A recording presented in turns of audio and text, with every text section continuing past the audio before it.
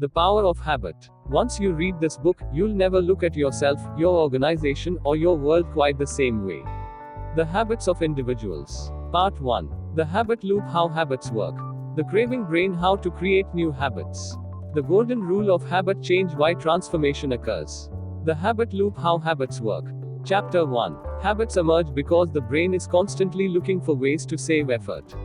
The habit loop: the process with our brain is a three-step loop. First, there is a cue, a trigger that tells your brain to go into automatic mode and which habit to use. Then there is the routine, which can be physical or mental or emotional. Finally, there is a reward, which helps your brain figure out if this particular loop is worth remembering for the future. Cue, routine, reward. Over time, this loop becomes more and more automatic. The cue and reward become intertwined until a powerful sense of anticipation and craving emerges. Eventually, a habit is born. When a habit emerges, the brain stops fully participating in decision making. It stops working so hard or diverts focus to other tasks. So unless you deliberately fight a habit, unless you find new routines, the pattern will unfold automatically. Habits never really disappear. They are encoded into the structures of our brains. If we learn to create new neurological routines that overpower those behaviors, if we take control of the habit loop, we can force those bad tendencies into the background. And once someone creates a new pattern, studies have demonstrated, going for a jog or ignoring the donuts becomes as automatic as any other habit. Habits, as much as memory and reason, are at the root of how we behave. We might not remember the experiences that create our habits, but once they are lodged within our brains, they influence how we act, often without our realization. Example: McDonald's and kids. When the kids are starving and you are driving home after a long day, it makes sense to stop by McDonald's. It's inexpensive and tastes good. One meal of processed food can't be that bad, right? But habits emerge without our permission. Studies indicate that families usually don't intend to eat fast food regularly. What happens is that a once in a month pattern slowly becomes once in a week, and then twice a week. As the cues and rewards create a habit until the kids are consuming an unhealthy amount of hamburgers and fries. There are many cues and rewards that most customers never knew were influencing their behavior. Every McDonald's looks the same, the employees say the same things, so everything is a consistent cue to trigger eating routines. The fries are designed to begin disintegrating the moment they hit your tongue, to deliver a hit of salt and grease as fast as possible, causing your pleasure centers to light up and your brain to lock in the pattern. Everything for the habit loop. The Craving Brain: How to Create New Habits. Chapter 2. Craving is what makes cues and rewards work. The craving is what powers the habit loop. Find a simple and obvious cue. Clearly define the rewards. Habits create neurological cravings. As we associate cues with certain rewards, a subconscious craving emerges in our brain that starts the habit loop spinning. How to create a new habit: put together a cue, a routine, and a reward, and then cultivate a craving that drives the loop. A cue and a reward on their own aren't enough for a new habit to last. Only when your brain starts expecting the reward, craving the endorphins or sense of accomplishment, will it become automatic to lace up your jogging shoes each morning. The cue, in addition to triggering a routine, must also trigger a craving for the reward to come. Toothpaste example: Claude Hopkins wasn't selling beautiful teeth. He was selling a sensation.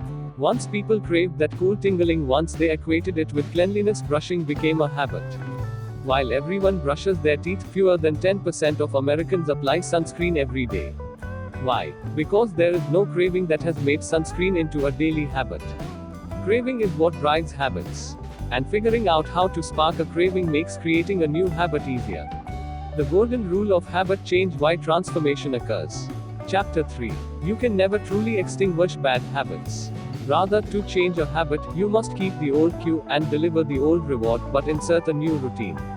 That's the rule. If you use the same cue and provide the same reward, you can shift the routine and change the habit.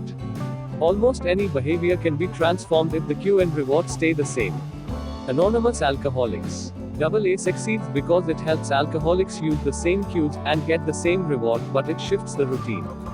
The program forces people to identify the cues and rewards that encourage their alcoholic habits and then helps them find new behaviors. To change an old habit, you must address an old craving. You have to keep the same cues and rewards as before and feed the craving by inserting a new routine. Often, intoxication itself doesn't make the list. Alcoholics crave a drink because it offers escape, relaxation, companionship, the blunting of anxieties, and an opportunity for emotional release. They might crave a cocktail to forget their worries. But they don't necessarily crave a cocktail to forget their worries. The physical effects of alcohol are often one of the least rewarding parts of drinking to addicts. AA forces you to create new routines for what to do each night instead of drinking. AA's methods have been refined into therapies that can be used to disrupt almost any pattern. Often, we don't understand the craving driving our behaviors until we look for them. AA believing example, those alcoholics that believed that some higher power had entered their lives were more likely to make it through the stressful periods with their sobriety intact. It wasn't a God that mattered, it was the belief itself that made a difference. Once people learned how to believe in something, that skill started spilling over to other parts of their lives until they started believing they could change. The belief was the ingredient that made a reworked habit loop into a permanent behavior. Even if you give people better habits, it doesn't repair why they started drinking in the first place. Eventually, they'll have a bad day, and no new routine is going to make everything seem ok. What can make a difference is believing that they can cope with that stress without alcohol. AA trains in how to believe in something until they believe in the program and themselves. If it worked for that guy, I guess it can work for me. There is something powerful about groups and shared experiences. People might be skeptical about their ability to change if they're by themselves, but a group will convince them to suspend disbelief. A community creates belief. Change occurs among other people. When people join groups where change seems possible, the potential for that change to occur becomes more real. Belief is easier when it occurs within a community. If we keep the same cue and the same reward, a new routine can be inserted. But that's not enough. For a habit to stay changed, people must believe change is possible. And most often, that belief only emerges with the help of a group. The habits of successful organizations. Part 2. Keystone habits. Which habits matter most? The habit of success when willpower becomes automatic. The power of crisis creating habits through accident and design. When companies predict and manipulate habits. Keystone habits. Which habits matter most?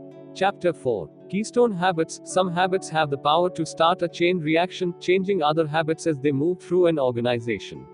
Some habits, in other words, matter more than others in remaking businesses and lives.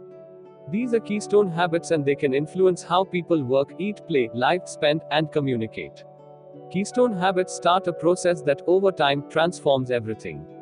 Keystone habits say that success doesn't depend on getting every single thing right, but instead relies on identifying a few key priorities and fashioning them into powerful levels. The habits that matter the most are the ones that, when they start to shift, dislodge, and remake other patterns. Families who habitually eat dinner together seem to raise children with better homework skills, higher grades, greater emotional skills, and more confidence. Detecting keystone habits means searching out certain characteristics. Keystone habits offer what is known within academic literature as small wins. They help other habits to flourish by creating new structures, and they establish cultures where change becomes contagious. Small wins are part of how keystone habits create widespread changes. Small wins are a steady application of a small advantage. Once a small win has been accomplished, forces are set in motion that favors another small win. Small wins fuel transformative changes by leveraging tiny advantages into patterns that convince people that bigger achievements are within reach. Small wins do not combine in a neat, linear, serial form, with each step being a demonstrable step closer to some predetermined goal. More common is the circumstance where small wins are scattered like miniature experiments that test implicit theories about resistance and opportunity and uncover both resources and barriers that were invisible before the situation was stirred up. Keystone habits encourage change by creating structures that help other habits to flourish. Keystone habits transform us by creating cultures that make clear the values that, in the heat of a difficult decision or a moment of uncertainty, we might otherwise forget. The habit of success when willpower becomes automatic. Chapter 5. Willpower is the single most important keystone habit for individual success. Willpower isn't just a skill. It is a muscle, and it gets tired as it works harder, so there is less power left over for other things. If you want to do something that requires willpower, like going for a run after work, you have to conserve your willpower muscle during the day. If you use it up too early on tedious tasks like writing emails or filling out boring forms, all the strength will be gone by the time you get home. The Willpower Experiment. 29 people were signed up for a 4-month money management program. The participants were to deny themselves luxury and asked to keep detailed logs of everything they bought. People's finances improved as they progressed through the program, but there were also side effects. They smoked fewer cigarettes, drank less booze and coffee, ate less junk food, and were more productive at work. As people strengthened their willpower muscles in one part of their lives, that strength spilled over into what they ate or how hard they worked. Once willpower became stronger, it touched everything. This is why signing up kids for piano lessons or sports are so important. It has nothing to do with creating a good musician or a football star.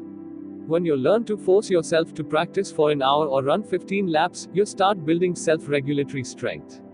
How willpower becomes a habit: by choosing a certain behavior ahead of time, and then following that routine when an inflection point arrives. When people are asked to do something that takes self-control, if they think they are doing it for personal reasons, if they feel like it's a choice or something they enjoy because it helps someone else, it's much less taxing. If they feel like they have no autonomy, if they're just following orders, their willpower muscles get tired much faster.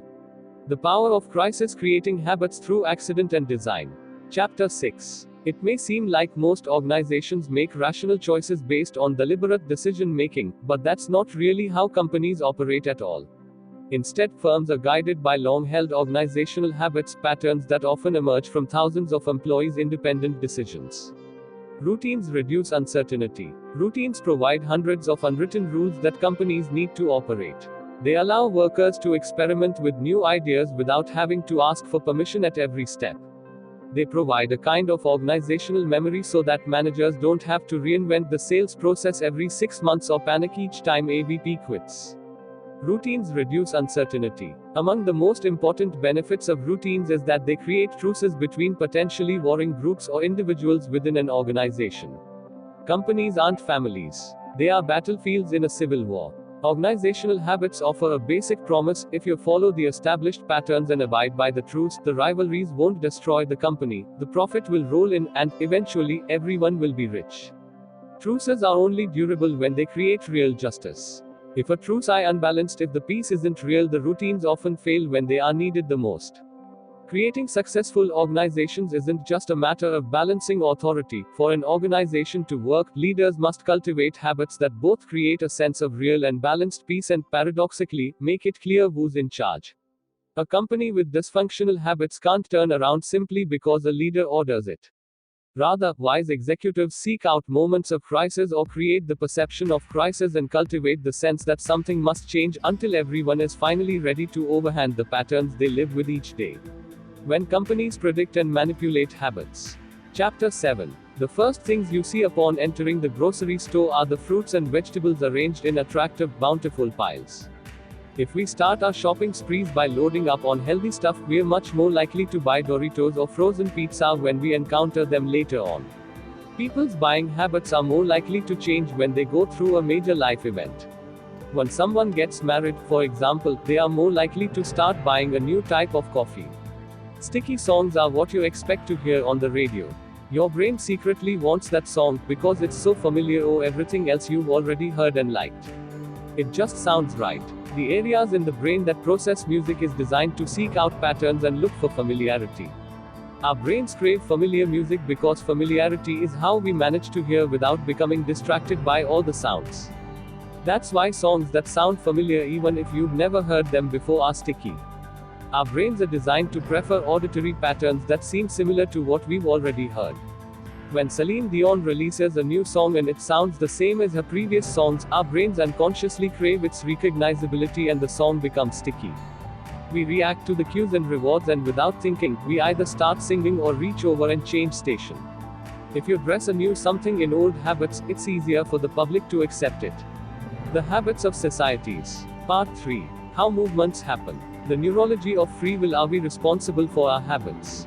How movements happen. Chapter 8. Social habits, the behaviors that occur, unthinkingly, across dozens or hundreds or thousands of people, which are often hard to see as they emerge, but which contain the power that can change the world. Social habits are what fill streets with protesters who may not know one another, who might be marching for different reasons, but who are all moving in the same direction. Social habits are why some initiatives become world-changing movements, while others fail to ignite. At the root of many movements is a three-part process that historians and sociologists say show up again and again. A movement starts because of the social habits of friendship and the strong ties between close acquaintances. It grows because of the habits of a community and the weak ties that hold neighborhoods and clans together. And it endures because a movement's leader gives participants new habits that create a fresh sense of identity and a feeling of ownership. Only when all three parts of this process are fulfilled can a movement become self-propelling and reach a critical mass. Our deepest relationships tend to be with people who look like us, earn about the same amount of money, and come from a similar background. There's an instinct embedded in friendship, a sympathy that makes us willing to fight for someone we like when they are treated unjustly. Studies show that people have no problem ignoring strangers' injuries, but when a friend is insulted, our sense of outrage is enough to overcome the inertia that usually makes protests hard to organize. The power of weak ties represents the links that connect people who have acquaintances in common, who share membership in social networks, but aren't directly connected by the strong ties of friendship themselves. Weak tie acquaintances are often more important than strong tie friends because weak ties give us access to social networks where we don't otherwise belong. The habits of peer pressure, the social habits that encourage people to conform to group expectations. The habits of peer pressure often spread through weak ties, and they gain their authority through communal expectations. When the strong ties of friendship and the weak ties of peer pressure merge, widespread social change can begin. For an idea to grow beyond a community, it must become self-propelling. And the surest way to achieve that is to give people new habits that help them figure out where to go on their own. Movements don't emerge because everyone suddenly decides to face the same direction at once. They rely on social patterns that begin as the habit of friendship, grow through the habits of communities, and are sustained by new habits that change participants' sense of self. The neurology of free will. Are we responsible for our habits? Chapter 9. The switch. As our bodies move in and out of different phases of rest, our most primitive neurological structure, the brainstem, paralyzes our limbs and nervous system, allowing our brains to experience dreams without our bodies moving. To pathological gamblers, near misses looked like wins. Their brains reacted almost the same way. But to a non-pathological gambler, a near miss was like a loss. Real neurological differences impact how pathological gamblers to process information. Adding a near miss to a lottery is like pouring jet fuel on a fire. And every scratch-off ticket is designed to make you feel like you almost won. Once you understand that habits can change, you have the freedom and the responsibility to remake them. If you believe you can change, if you make it a habit, the change becomes real.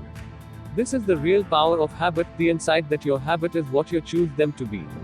Once that choice occurs and becomes automatic, it's not only real, it starts to seem inevitable. Thank you. Have a nice day. Have a good day. Bye bye.